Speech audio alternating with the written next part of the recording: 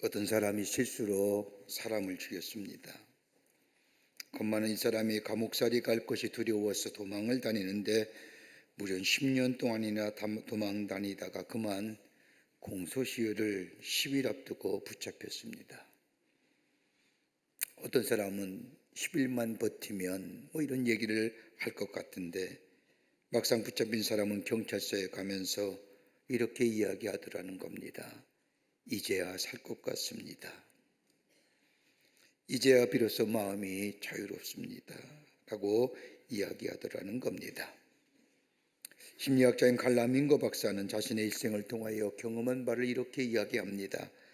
정신병원에 있는 많은 환자들 가운데 그들의 죄를 용서받았다고 하는 확신만 줄 수 있다고 한다면 그중 환자 가운데 75%는 그 다음 날에 태어나게 될 것입니다. 라고 이야기합니다. 의사와 상담하고 카운셀러와 아무리 상담을 많이 한다 해도 해결되지 않는 죄의 문제, 누군가가 내 죄를 사해 주었다는 이야기, 확신만 줄 수 있다고 한다면 많은 환자가 그 다음 날로 집으로 돌아가겠다는 겁니다. 인간의 심연의 깊은 곳에 자리 잡고 있는 이 죄와 죄책감 문제, 이것 때문에 힘이 들고 이것 때문에 자유롭지 않습니다. 그러나 우리의 죄를 자유롭게 하시고 우리의 죄책감을 해방시켜 줄 분이 누구냐? 다름 아닌 예수 그리스도이십니다. 예수 안에는 자유함이 있습니다. 예수 안에는 정죄함이 없습니다. 누구든지 예수 그리스도를 믿는 순간 여기 죄와 죄책감에서 참된 자유함을 누리게 됩니다. 오늘 본문의 말씀을 보십시오. 오늘 본문 말씀의 저자인 누가는 복음이 무엇인가에 대하여 초점을 맞추면서 설명하고 있는 것을 보게 됩니다. 누가복음의 저자인 누가는 데오빌로 가카에게라고 하는 사람에게 편지를 쓰면서 좋은 소식, 복음이 무엇이냐? 복음은 다름이 아니라 예수 그리스도시요, 참 기쁨의 소식 또한 예수 그리스도시요, 그리고 예수님이 이 땅에 오심과 죽으심과 그 부활하심에 대하여 말씀할 뿐만 아니라 다시 오심에 대하여 설명하면서 복음은 다름이 아니라 예수 그리스도라고 말합니다. 죄로 인하여 하나님과 단련된 인간을 구원하시기 위한 하나님의 방법은 하나님께서 인간의 몸을 입으시고 인간의 역사를 꿰뚫고 들어오셔서 우리의 죄를 대신하여 십자가에 달려 돌아가심으로 그리고 부활하심으로 우리를 구원하시기 위한 하나님의 계획이었다라고 말합니다. 그런데 오늘 본문의 말씀을 보면 누가는 이렇게 얘기합니다. 그가 백성에게 왔음에라고 이야기하는 그 말 가만히 보면 메시가 왔음에도 불구하고 복음이 세상에 왔음에도 불구하고 사람들이 영접하지 아니했다고 말하고 있습니다.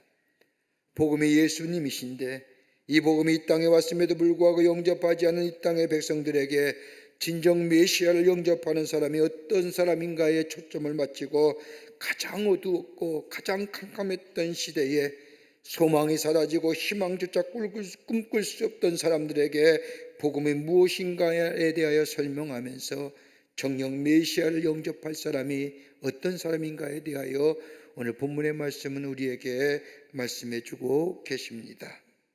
여기에 등장한 인물이 시므온과 안나라는 사람입니다. 나이가 많은 시므온, 그리고 남편과 결혼한 지 7년 만에 사별하면서 혼자 살아온 안나, 이 인물을 통해 어떤 사람이 메시아의 오심을 알고 영접했는가를 우리에게 말씀하고 있습니다. 성탄절이라고 하면 매년 우리에게 오기에 그냥 지나치는 경우가 많이 있습니다. 성탄절 올 때마다 인간의 몸을 입으시고 이 땅에 오심을, 다시 오심의 영적 교훈을 잃어버리고 그냥 세상의 흐름을 따라서 흘러보내는 경우가 많이 있습니다. 그러나 정녕 성탄절을 성탄절답게 예수의 오심을 기쁘게 맞이하며 내 안에 참된 복음의 역사를 경험하는 정녕 메시아의 오심을 알고 메시아를 영접하는 사람은 어떤 사람일까요? 대강절을 보내고 있는데 예수 오심의 기쁨이 여러분과 저 가운데 충만해지기를 원하는데 메시아를 영접하는 사람, 다름이 아니라 오늘 본문의 말씀은 우리에게 첫 번째로 하나님의 위로를 기다리는 사람에게 메시아가 오신다고 말씀합니다. 예수님은 유대율법을 따라 이 땅에 오신 지 8일 만에 할례를 받으셨습니다. 그리고 출산으로부터 부정이 끝나는 날에 정결 예식을 행하기 위해 요셉과 마리아는 예루살렘 성전으로 올라가십니다.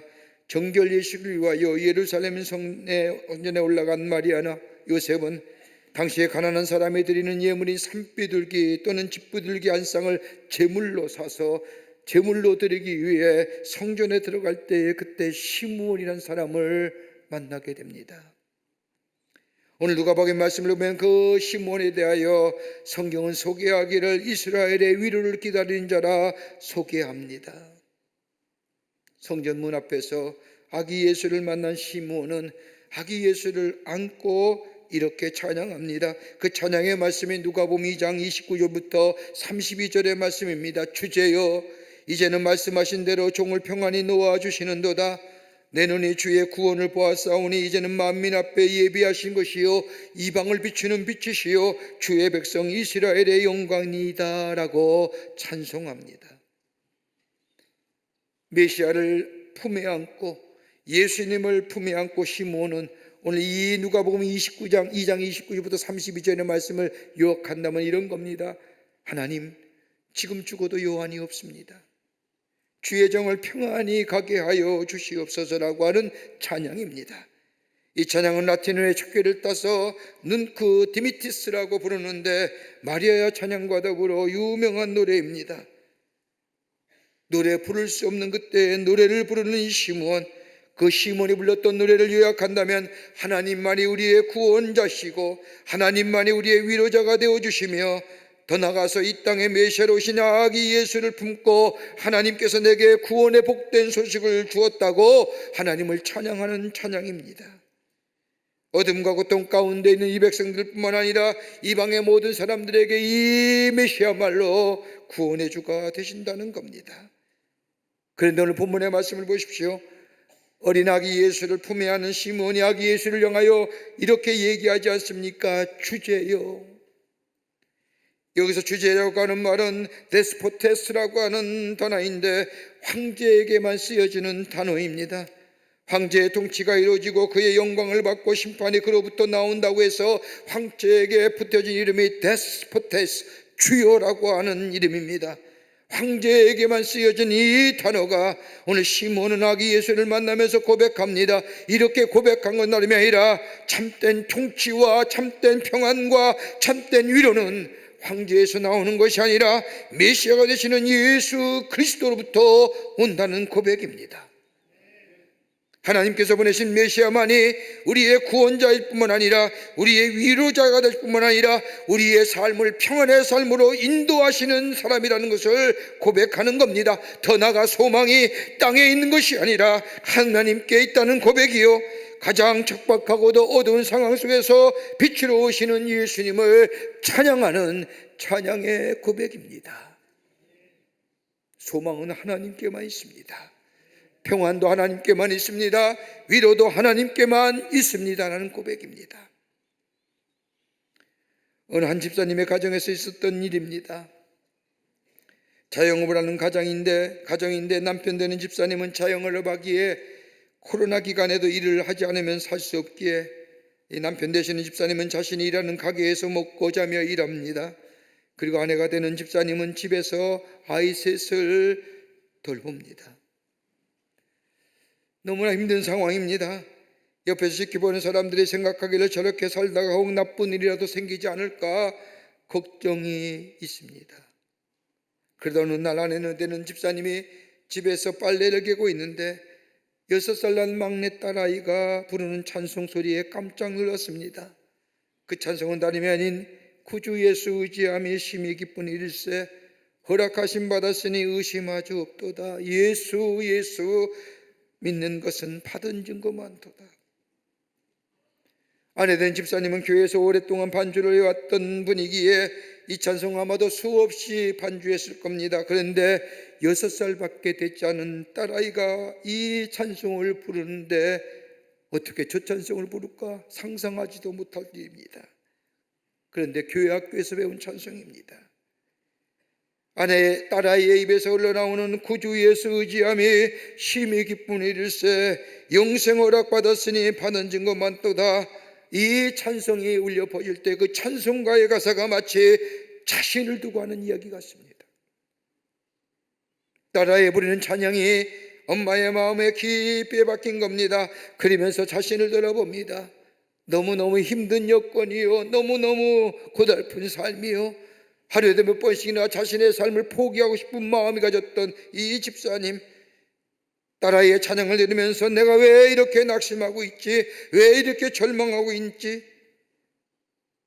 그러면서 자신에 대하여 묻습니다. 나의 기쁨이 무엇일까? 우리 딸아이가 부른 찬송 구주 예수 의지함이 아닐까라는 생각이 들더라는 겁니다. 하나님을 의지하고 영생을 허락받았으니 얼마나 기쁜 일일까? 그리고 하나님으로부터 받은 증거, 그 은혜의 증거가 내게는 너무너무 많구나 하는 것을 생각하면서 다시금 힘과 소망을 찾은 겁니다. 그리고 다시 기도하기를 시작합니다. 새 힘을 얻게 되었다는 겁니다. 하나님을 믿는다고 하면서 하나님을 의지하기보다는 자신의 삶의 환경을 보면서 낙심하고 절망하며 한숨 쉴 때에 6살 난 딸아이의 입에서 울려 퍼지는 그 찬송을 통하여 기도가 회복되고 그로 인하여 마음과 평안의 기쁨을 회복되었다는 겁니다. 가장 어둡고 캄캄한 역사 앞에 시므온은 어린아기 예수를 몸품에 안고 주님만이 우리의 기쁨이시오, 주님만이 우리의 소망이시오, 주님이 우리와 함께 하십니다라는 이 찬양을 부리며 하나님 앞에 자신의 신앙 고백을 올려드리게 될 때에 그에게는 큰 기쁨이요, 큰 소망이요, 큰 위로가 될 뿐만 아니라 다시금 믿음으로 일어서서 걸어가게 하는 하나님의 놀라운 은혜를 경험하게 됩니다. 오늘 이 시므온의 찬송이 예수님이 오시는 대림절에 여러분과 저와의 찬송이 되어 주님 오실 때에 주님이 나의 소망이요, 주님이 나의 기쁨이요, 주님이 나의 위로자가 되십니다라고 찬송하며 기쁘게 맞이할 때에 우리 안에 주의 주시는 놀라운 은혜가, 놀라운 축복의 역사가 우리 가운데 있게 될 줄 믿습니다. 이게 성탄의 대림절입니다. 두 번째는 오늘 본문의 말씀을 보면 의롭고 경건하게 사는 사람에게 메시아가 찾아오십니다. 오늘 본문 2장 25절의 말씀을 보면 예루살렘에 시므온이라는 사람이 있으니 이 사람은 의롭고 경건하게 이스라엘의 위로를 기다리는 자라 성령이 그 위에 계시더라. 여기서 의롭다는 말은 디카이오스인데 하나님과의 관계를 먼저 생각하며 하나님과의 깊은 영적인 관계를 맺으며 사는 사람을 얘기합니다. 이럴 때 의롭다 여기는 겁니다. 여러분, 저 창세기 15장의 말씀을 보면 아브라함이 하나님을 믿음에 그를 의롭다 여기셨다고 말씀합니다. 율법이 그 어떤 도덕적인 잣대가 나를 의롭다 여기는 것이 아니라 내가 하나님을 믿고 하나님과의 나와의 영적인 관계 먼저 우선순위를 삼고 주님과 늘 교제하며 사는 삶을 의롭다 여기실 뿐만 아니라 지금의 말하면 그리스도인이라는 겁니다. 더 나아가 오늘 시몬에 대해서 말씀하기를 경건하다고 얘기합니다. 경건하다는 것은 삶의 자세를 말하는 겁니다. 하나님 앞에서 살아가는 삶의 자세, 이걸 요즘에 흔히 잘 얘기하는 것처럼 코람테오, 세상과 구별되어 살아가는 사람을 얘기하는 겁니다. 세상의 방식대로 살아가는 것이 아니라 하나님의 사람으로 하나님 나라의 방식으로 살아가는 사람을 말합니다. 아무리 세상이 어떻다 할지라도 다른 사람이 다 그렇게 산다 할지라도 나는 하나님의 사람이야, 하나님 나라의 법칙에 따라 사는 사람을 가리켜서 경건한 사람이라고 이야기하는 겁니다. 여러분, 성경 말씀을 보십시오. 말라기 말씀이 전해진 후부터 누가복음에 기록된 예수님의 이 땅에 오심의 약속의 말씀이 전해지기까지 무려 400년의 시간이 흐릅니다. 400년 동안 하나님의 말씀이 이스라엘 백성에게 전해지지 않았다는 겁니다. 하나님의 말씀이 전혀 의지하는 암흑과 같은 영적으로 어두운 시대에 여러분, 하나님의 말씀을 붙잡고 하나님을 의지하며 하나님과 동행하며 사는 삶, 그리고 하나님이 우리의 삶의 우선순위가 된다고 생각하며 고백하며 살아가는 삶이 쉬운 일일까요? 하나님의 말씀에 들려와도 우리의 삶이 휘청거리는데, 하나님의 말씀을 들어 믿지도 않은 그 어두운 시대에 하나님의 말씀을 붙잡고 살아간다는 것 쉬운 일이 아닙니다. 지금 우리들의 삶의 모습은 어떤가요? 사람들을 만나서 이야기를 들어보면 좋다고 말씀하는 분 한 분도 아니 계십니다.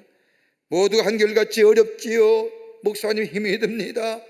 정말로 이처럼 어려울 때가 없었습니다라고 이구동성으로 얘기합니다. 이렇게 사는 우리들의 삶의 현실 속에서 그럼에도 불구하고 우리 주님께서 보고 계시고 알고 계시고 듣고 계신다는 믿음을 붙들고 하나님과의 관계를 우선순위로 삼고 주님과 동행하는 삶이 가능한 삶이에요. 쉽지 않습니다. 오늘 외과 의사요, 과학자인 누가가 생각해도 아무리 이해가 되질 않습니다. 하나님의 말씀이 들려올 뿐만 아니라 하나님 말씀이 사라진 400년의 시간, 암흑기와 다름없는 그때에 이 시므온은 경건하고 어렵게 살 수 있었던 이유가 무엇인가? 누가는 심도 있게 시므온을 보면서 오늘 누가복음 2장 25절부터 27절 말씀에 이렇게 얘기합니다. 성령이 그 위에 계시더라. 성령의 지시를 받았더라. 성령의 감동으로 성전에 들어가더라 라고 얘기해요. 성령이. 시므온이 저 어두웠던 시대에 경건하고 어렵게 살 수 있는 비결은 다름이 아니라 하나님의 영이 그와 함께 하셨다는 겁니다.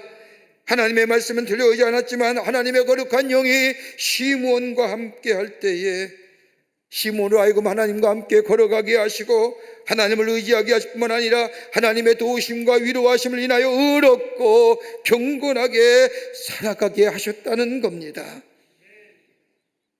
더 나아가 예수의 오심을 기다리고 예수께서 오시면 위로하심이 넘쳐난 것을 기다리게 하셨다는 겁니다. 다름 아닌 하나님의 거룩한 영인 성령이 시므온과 함께 하셨다는 겁니다. 우리의 힘으로 믿음으로 지켜가면 세상을 이기고 하늘의 소망을 두고 살아가는 것 좀처럼 쉬운 일이 아닙니다마는 하나님의 영이 내 안에 계시고 성령이 나와 함께 하실 때에 우리는 죄에 넘어가지 아니하며 우리의 필요와 우리의 원하는 것이 우리의 삶의 우선순위가 되면서 어느새 우리의 믿음이 자리에서 떠나 있는 인생이 아니라 하나님의 도우심과 인도하심 가운데 우리의 믿음을 지키는 자, 아주 척박하고 어둠이 짙게 내려온 땅에서라도 그 믿음 지킬 뿐만 아니라 오늘 이 시므온의 모습을 보십시오. 시므온이 성령과 함께 살면서 인도함 받으면서 그가 한 일이 뭔가 오늘 성경은 몇 가지로 얘기합니다. 그 하나가 뭐냐?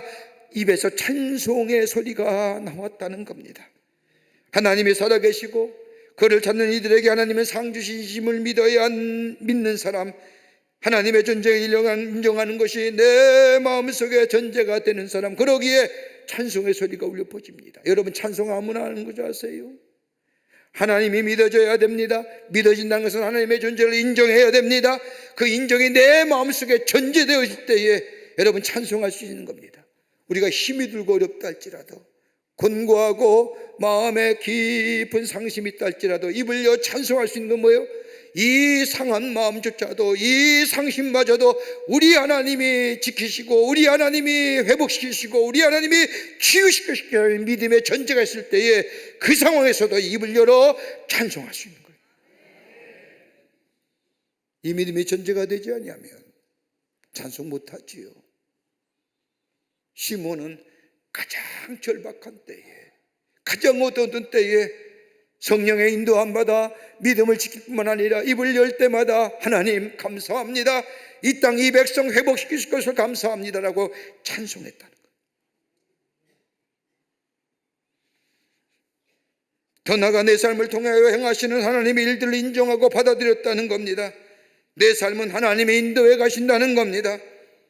그러기에 하나님의 말씀에 들려오지 않는 어둡고 척박한 환경 속에서도 그는 하나님을 찬양하고 감사했습니다. 성령과 함께 걸어갔습니다. 그리고 하나님이 살아계신다는 믿음을 끝까지 붙들고 이 어두운 역사 가운데서도 우리 하나님이 주관하시고 하나님이 행하시고 하나님이 인도하신다는 고백의 삶을 매일매일 드릴 수 있었던 겁니다. 비록 내 삶이 지금 어렵다 할지라도 이 3차 하나님이 회복시키시고 하나님이 치유시키실 것이라고 합니다. 더 나아가 뭐예요? 축복합니다. 축복의 말을 합니다. 누가복음 2장 34절의 말씀을 보면 시므온이 그들에게 축복하고 라고 하는 말씀이 있습니다. 여러분, 나이도 많고 힘도 없고 죽을 소망밖에 없는 이 시므온, 그럼에도 불구하고 다른 사람을 축복할 수 있었던 이유가 어디 있을까요?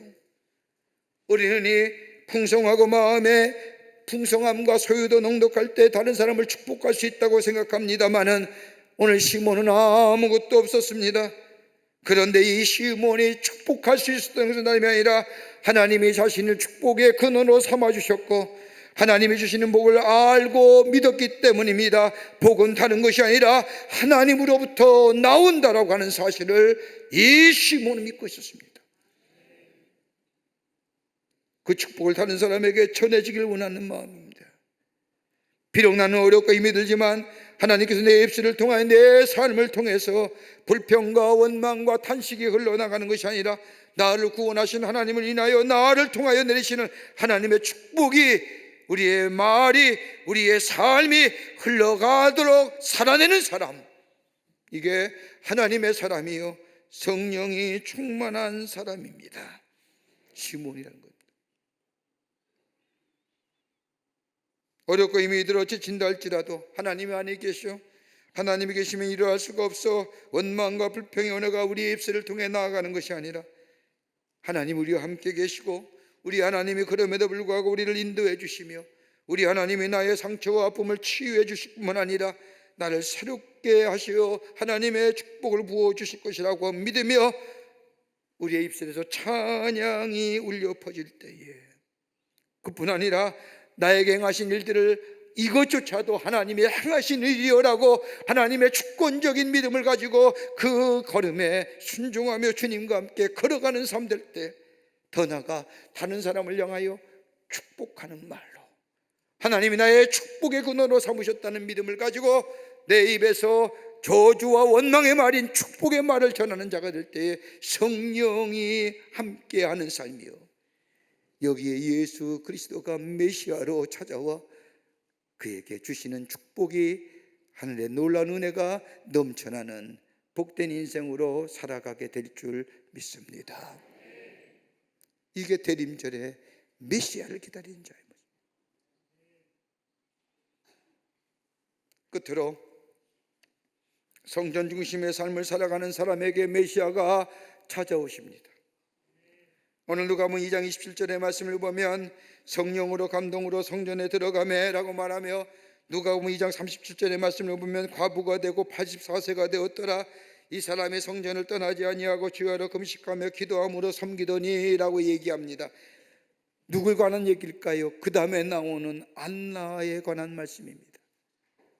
여러분, 이 당시에 예루살렘 성전은 어떠했습니까? 이스라엘 백성에서의 성전은 신앙의 중심이요 생활과 문화의 중심이요 사람들이 성전을 중심으로 살아갑니다. 그런데 오늘 본문의 말씀을 보면 정작 어두울 때에 가장 척박했을 때에 어둠이 짙게 내렸을 때에 소망의 말씀을 전해야 되며 빛의 말씀을 전해야 할 사람 저 성전의 지도자인 바리새인들과 서기관들은 그러하지 못했습니다. 마태복음 23장 23절부터 33절의 말씀을 보면 그 당시에 서기관과 지도자들 바리새인들에 대하여 예수님은 엄청난 강하게 질타하십니다. 정의와 공의를 버렸고 진찬과 대접의 겉은 깨끗하되 그 안에는 탐욕과 방탕으로 가득하고 저 회칠한 무덤과 같고 외식과 불법이 가득하고 지옥의 판결을 받을 자라고 우리 예수님은 강하게 저들을 질타합니다. 한마디로 말하면 절망이 시대입니다. 하나님의 말씀도 들려오지 않지요.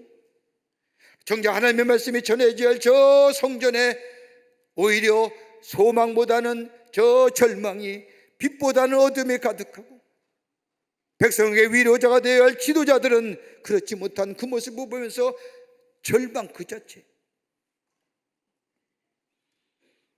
더 나아가 마태복음 21장의 말씀을 보면 예수님은 당시 하나님의 임재를 상징하는 예루살렘 성전에 대하여 이렇게 말합니다.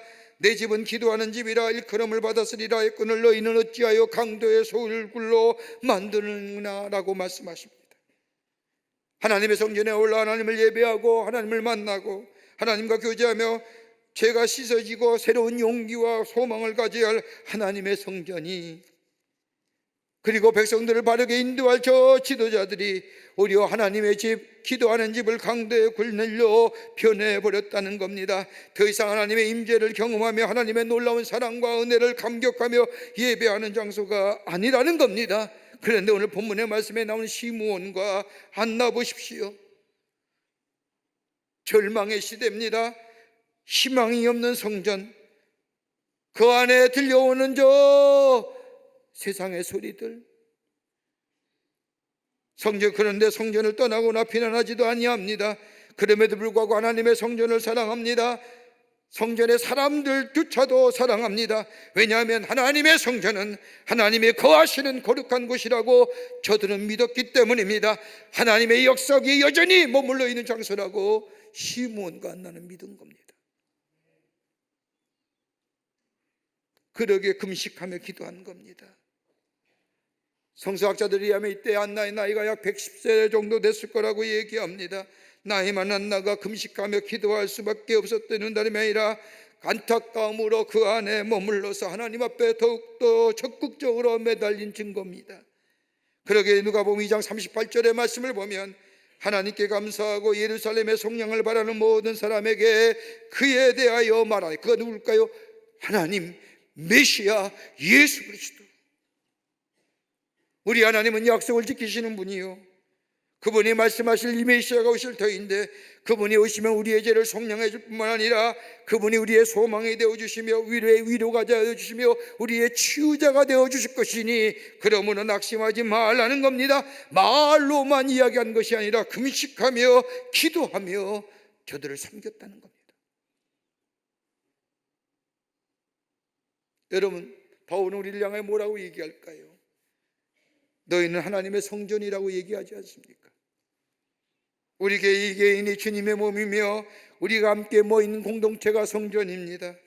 예배서 2장 21절 이후의 말씀을 보면 그의 안에서 건물마다 서로 연결하며 주 안에서 성전이 되어가고 너희도 성령 안에서 하나님이 거하실 처소가 되기 위하여 그리스도 예수와 함께 지어져 가느니라. 여러분, 우리를 가리켜서 뭐예요? 예수와 함께 지어져 가는 성전이라고 얘기하는 거예요. 여러분, 구약 성서의 성도들은 철저하게 성전 중심입니다. 신약에서도 교회가 공동체의 중심이 되어 하나님의 뜻을 이루어가는 영적 생활, 이거 우리 하나님이 원하시는 것. 그런데 교회는 하나님의 성전임에도 불구하고 아직도 불완전한 모습이 많이 있습니다. 인간들이 모인 곳에 모순도 있고 신앙생활에 도움이 되지 않는 일도 있습니다. 그럼에도 불구하고 하나님의 성전을 비난하거나 비방하는 것보다 더 우선적으로 해야 할 것이 있다고 한다면 다름이 아니라 기도하며 금식하며 교회를 떠나지 않는 일, 성령의 인도함을 받으며 안나와 시므온처럼 나의 삶의 자리에서 하나님의 뜻이 이루어지기를 기도하며 간구해야 된다. 코로나 이후에 얘기 여러 가지 많은 이야기 가운데 여러분 이야기 들으셔보실 겁니다. 가나안 교인이 많다는 겁니다. 어느 교회 다녀서요? 가나안 교회입니다. 가나안 교회가 뭐요? 그랬더니 거꾸로 하면 안 나가라는 거예요. 코로나 이후에 부쩍 는 거예요. 이런 사람들의 공통점이 있다면 교회를 보니 희망이 없는 것 같고 속이 상해서 그러기에 교회를 대하여 비판하는 사람들이, 교회 지도자들이라도 비판합니다. 충분히 그럴 수 있다고 생각합니다. 그런데 여러분, 한 가지 잊지 말아야 할 것이 뭘까요? 성경은 우리를 향하여 그리스도의 몸이라고 얘기합니다. 우리의 몸이 그리스도와 함께 그리스도의 성전으로 지어져 간다고 얘기합니다. 교회가 그렇다고 한다면 교회가 어떠고 저쩌고 이야기하는 것, 교회가 이렇고 저렇고 이 비판하는 것, 자기 자신을 욕하는 것과 마찬가지 아닐까요?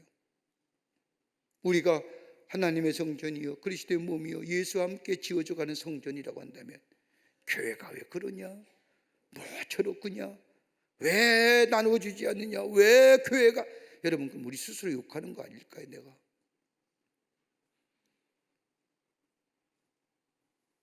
교회가 잘못되었다고 말하는 것은 자기 자신이 잘못되었다고 말하는 것과 같은 것이 아닐까요?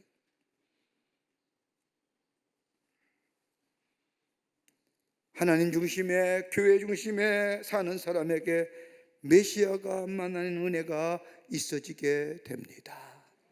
교회에서 예배를 중히 여기는, 미국에 가면 프리머스라는 교회가 있습니다. 헨리 워드 비치 목사님이 목회할 때 일입니다. 이 교회는 아브라함 링컨이 대통령 선거 유세 때 뉴욕을 방문했을 때에 예배드렸던 장소로도 유명합니다. 1927년이 교회 때에 교회에 있었던 일입니다. 나이 70세가 된 핑키라고 하는 할머니, 흑인 할머니가 예배가 끝날 즈음에 손을 듭니다. 목사님, 제가 교인들에게 꼭 간증할 이야기가 하나 있는데 제게 기회를 주세요. 목사님 분이 너무나 간절한 모습으로 교인들 앞에 간절한 모습으로 이야기하기에 교인들 앞에 간증할 기회를 줍니다. 그분이 나오셔서 떨리는 목소리로 힘이 없지만 분명하고도 조심스럽게 입을 열어 간증하기를 시작합니다. 여러분, 지금으로부터 67년 전 1860년 2월 5일 주일이었습니다. 그때 제 나이가 9살이었는데 어머니와 형제는 2년 전에 버지니아 농장에 팔려갔고 저는 볼티모어의 노예 상인에게 팔려 저의 주인은 제 몸값을 900불이로 정했습니다. 누군가가 900달러를 내지 아니하면 저는 노예로 지낼 수밖에 없었습니다. 그때 상황이 어린 나이에 너무나 무서워서 저는 주저앉아 하염없이 눈물만 흘릴 수밖에 없었습니다. 형제와 부모 다 잃어버리고 이제 나는 어디로 팔려갈 것이며 나의 미래는 어떻게 될 것인가 하는 마음에 두려움과 떨리는 마음으로 초조하게 벌벌벌 떨고 있을 그때에 예배를 마치고 나오는 저 목사님의 눈과 제 눈이 마주쳤습니다. 그리고 노예 상인에게 900불을 지불하시고 저를 풀어주신 겁니다. 나중에 들어보니 그날 예배 가운데 목사님이 성도들에게 말씀하기를 우리가 힘은 없지만 여러분, 우리가 헌금을 해서 저 교회 문 앞에 노예로 있는 한 어린 소녀, 저가 성령의 은혜를 받을 수 있도록 헌금했으면 좋겠습니다 라고 말씀하시며 그 즉석에서 헌금을 하게 되었습니다. 그때 성도들의 헌금 액수가 900불보다 많은 1100불이었습니다. 지금의 액수로 말하면 약 한 13,000불 정도 된답니다. 거기에 반지 하나도 헌물로 들어있었다고 합니다. 목사님 헌금을 가지고 저를 사서 자유인이 되게 하셨고 저에게 헌물로 들어온 그 반지를 저에게 끼워주셨습니다. 그 반지는 저에게 있어서의 자유의 반지입니다. 그날 이후 60년 동안 나는 단 한 번도 이 교회를 떠나거나 잊어본 적이 없습니다. 단 한 번도 나를 속량해 주신 예수 그리스도의 사랑을 잊어본 적이 없었습니다. 저의 살날이 앞으로 많이 남아있지 않지만 그리고 세상을 떠나기 전에 이 말씀을 여러분에게 꼭 드리고 싶습니다. 여러분이 헌금하신 900불은 저의 생명을 속량해 주신 엄청난 하나님의 은혜였습니다. 그러면서 그녀는 끼고 있던 반지를 교회에 다시 돌려드리겠다고 하며 자기 평생 67년 동안 끼었던 자유의 반지를 빼어서 교회에 다시 돌려드립니다. 지금도 뉴욕의 플리머스 교회 가면 그녀가 끼고 있던 반지와 그녀의 노예매매 계약서가 전시되어 있다고 합니다. 핑키라고 하는 그 할머니의 간증이 끝난 뒤 그날 예배에 참석한 모든 이들이 눈물을 흘렸습니다. 한 흑인 소녀를 위한 900불이 노예를 해방시키는 속량금이 되었다는 겁니다.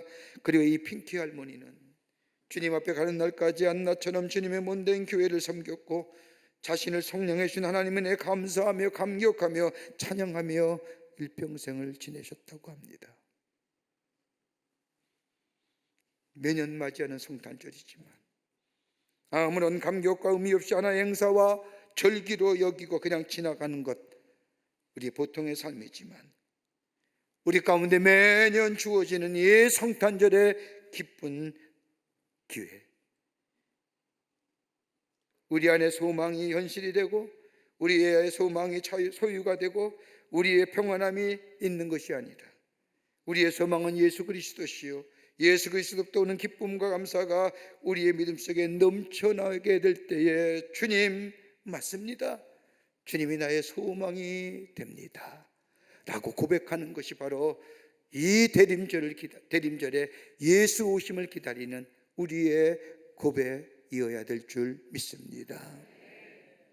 주의 은혜 안에서, 주의 사랑 안에서 그 주님을 영접하기 위해서 하나님의 말씀에 순종하며 말씀 안에서 의롭고 경건하며 예배 생활, 공동체 생활을 귀히 여기며 섬김의 삶으로 살아가겠다고 하는 우리의 결단이 있게 될 때 우리 주님이 약속하신 대로 우리 가운데 오시고 우리는 기쁘다 구주 오셨네 라고 고백되어지는 하나님의 삶으로 성탄의 기쁨을 누리며 사는 복된 하나님의 백성이 될 줄 믿습니다.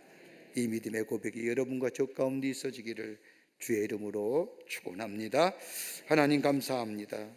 저희들 주께서 사랑해 주셔서 하나님의 자녀 삼으심에 감사합니다. 주님의 오심을 기다리는 이 대림절에 주여 어서 오시옵소서라고 고백하는 저희가 되게 하여 주셔서 주님과 더불어 주님의 주시는 기쁨과 위로를 누리며 하나님을 찬송할 수 있고 성탄의 기쁨을 누릴 수 있는 저희가 되게 하여 주시옵소서. 감사하며 예수님의 이름으로 기도하옵나이다. 아멘.